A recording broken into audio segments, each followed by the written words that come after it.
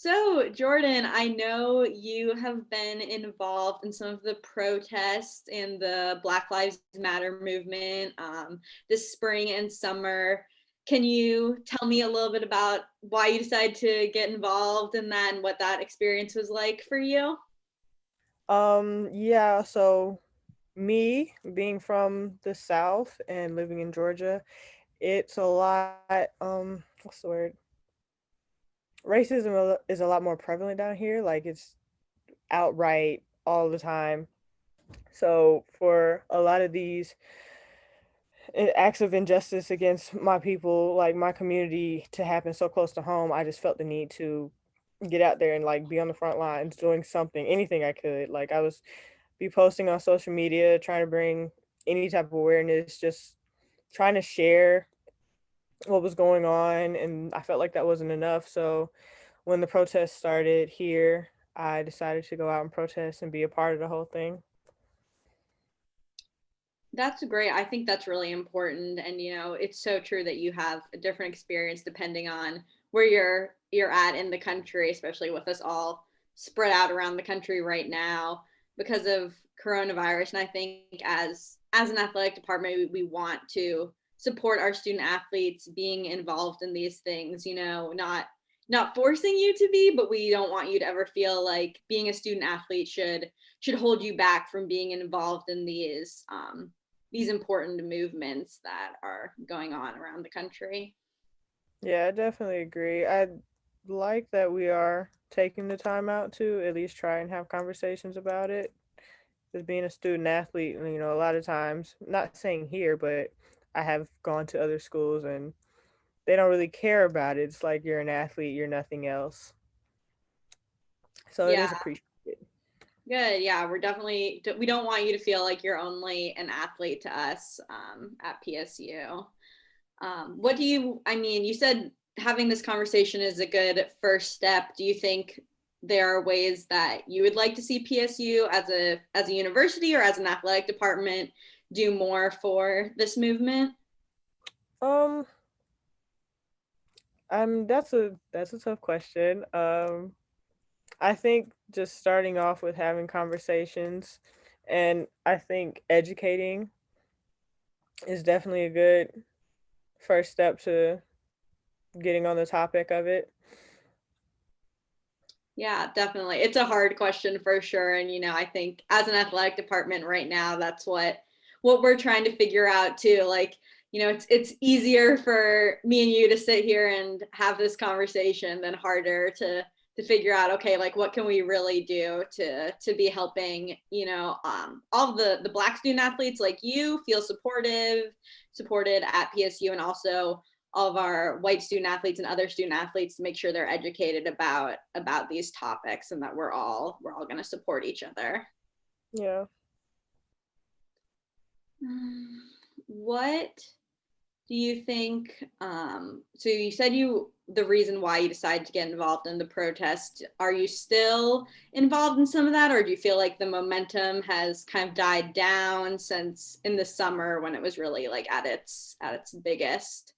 I feel like the same thing happens every time we have let's say a spike in over media coverage of something like Black Lives Matter. It's a trend. It becomes a trend for people to, care for a second and then act like it never happened the next. Like me personally, it's like my life is Black Lives Matters all day, 24/7. Constantly posting, like talking about it. I don't know, doing what I can on my part, but I feel like as far as protests and stuff go, I think, you know, a lot of the momentum's died down just because it's not in style anymore. But I mean, there's other issues going on in the world too at the same time. But Yeah, definitely. yeah, but I feel like I try to continue to be a part of anything that is Black Lives Matter, that's Black Lives anywhere in the world, especially like the stuff that's going on over in Africa right now too. Like Hmm. I'm just trying to post, educate about it, learn as much as I can about it, educate people on it, like bring awareness to it. But there's only so much, one can do, especially with Yeah. no power, just a normal student. Yeah, definitely. It's great that you're trying to do what you can. Like you said, there are just so many issues going on in the world constantly. It can be hard to even keep up with what's going on, but I think, we don't want you or any Black student athletes to feel like, at Portland State that we're moving on past it. Like, oh, that was a summer issue. Like this campaign is the Vikes Vote and Vikes for Social Justice campaign that we're doing this month with Election Day coming up. But also we want to incorporate this more into what we're doing overall at Portland State. How can we incorporate social justice and Black Lives Matter and all of these issues into everything we're doing? Trying to incorporate it into SAC. They have a committee that they're trying to do work around things like diversity and inclusion, trying to bring some of that into Viking experience, the class we have for the freshmen, educating them about different things. I think it's, important to talk about this month in terms of how it relates to voting, but it's not like, regardless of what happens with the election, it's still going to be an issue. It's not just going to be like, oh, okay, like it's over now.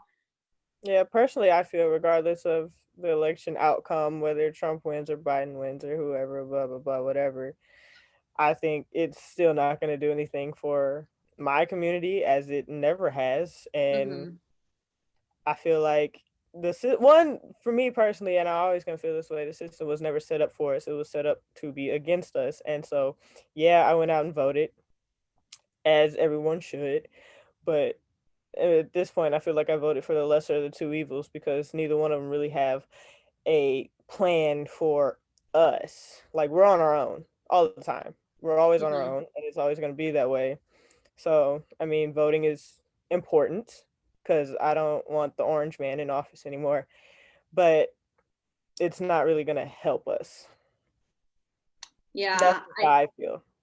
Yeah, I've been hearing that from a lot of people actually. I think, as a white person, that's like a way to acknowledge like your white privilege. Like these candidates are catering more towards me, as a white person, and caring more about, issues that affect me, and sometimes, demonizing people of different races for no reason, that's just trying to pit people against each other. And I'm hopeful that, that politics can help, but it's definitely never going to be enough. I've talking to people who say, it's not like vote and then you're done. It's like vote and what else are you going to be doing? Like, okay, we Right. voted. Now what's the next thing?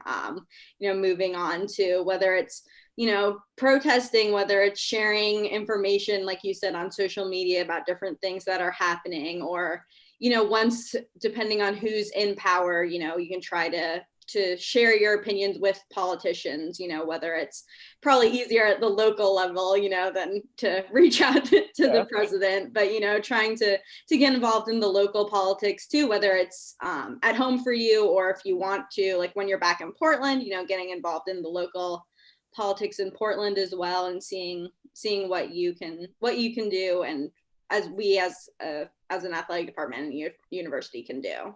Yeah. Yeah. I don't know. I feel like the subject is so broad. Like I feel like there's only so much you can talk about and try to fix before like things get mashed into other things. Like Mm-hmm. I feel like there's never really going to be any real solution either. Like can't fix racism. Yeah. You're raised racist, you're probably going to be a racist, and then there's people like me who's going to call you out for it. But Yeah. racism is never going to change, and people hating black people is never going to change, and people hating people is never going to change, and it's just going to be this endless cycle of hate all over because at the end of the day we can talk about it, we can bring awareness to it, we can protest, we can post, we can have campaigns, but it's not going to change it. Yeah. I wish that was not true, but I can definitely understand why you would feel that way with, it's been an ongoing issue for forever. It's like people will act like it's already been solved just because, slavery got outlawed. Like, oh, that means there's no more racism. Like, no, like we, Oh, especially for white people, like I think a lot of times people get defensive, like, oh, I'm not racist.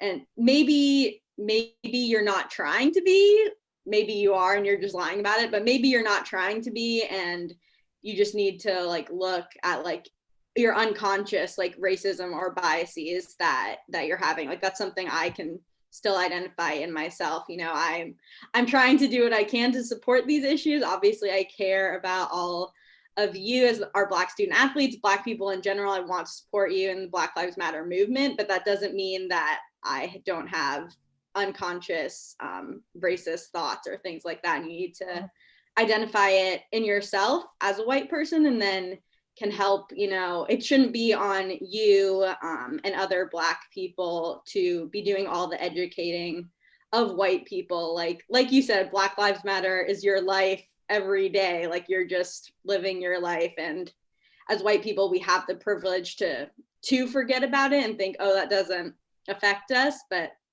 I think, you know, as an athletic department, obviously we have lots of Black student athletes. I think all of our staff is going to say we care about you guys, but want to make sure that we're showing it and really doing the work, and not just saying, you know, oh, we support you. yeah. Like, so I'm taking a class right now, and our topic of the week is literally titled whiteness. And in that discussion, got very heated very quickly. We were talking about how white people have the opportunity to just move past it and like not even address it because, in reality, it doesn't affect them. Like they can go through life, and some people might say they don't understand the privilege they have, or they don't see the privilege they have because it's just their life. Okay, that's cool.